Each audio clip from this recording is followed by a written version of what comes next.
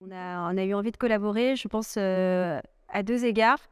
Le 1er, on aime à penser qu'il y a un pont à faire entre le passé et ce qui se passe aujourd'hui en termes de modernité et même de technologie. Et le 2e aspect, c'est vraiment faire ce qu'on sait faire, pardon, le mieux au monde, c'est-à-dire amplifier et redonner voix, à des expériences, des idées, recréer une identité sonore, redonner, vie à un patrimoine, musical et sonore, qui est vraiment, éclatant et ultra riche, ici, dans ces murs, de la Villa Médicis. Et donc participer au projet du réenchantement, des salons, c'est un des pans, de ce qu'on a envie de faire ensemble et c'était, un défi acoustique assez important, parce que les salons sont des endroits très grands, avec, une envie, portée par les designers, qui était aussi très précise et donc il a fallu trouver, une façon de s'entendre et de dialoguer entre, l'esthétique et le son.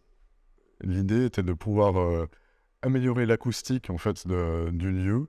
Mais il faut savoir que le Grand Salon donc, a un volume qui est immense. C'est un des premiers espaces avec ce qu'on appelle un double plafond au niveau de l'histoire de l'architecture. Et donc ça crée une réverbération et des résonances énormes. L'idée n'était pas de changer complètement l'espace, et de garder une cohérence entre l'acoustique et l'aspect visuel du lieu.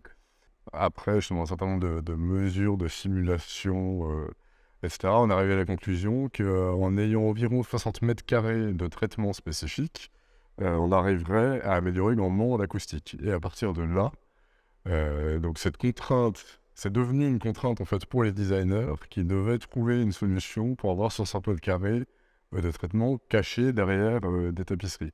Donc ça a été vraiment un aller-retour en guillemets avec le design et la partie acoustique. La solution aujourd'hui, donc derrière les tapisseries, on a des panneaux acoustiques qui sont un élément assez complexe avec des matériaux dedans très spécifiques qui permettent en fait, d'absorber le son et d'éviter qu'il y ait trop d'écho.